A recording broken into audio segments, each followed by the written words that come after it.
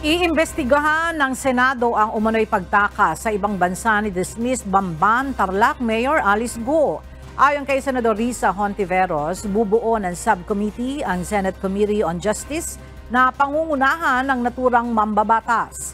Aalamin sa pagdinig kung paano, bakit at sino ang mga posibleng kasabwat o nagpabaya sa pagtakas ni Go sa gitna ng inilabas na warrant of arrest ng Senado. Iimbitahan anya dito ang lahat ng mga naging laman ng mga balita kaugnay sa pagtakas ni Go, kabilang na ang abogado nito.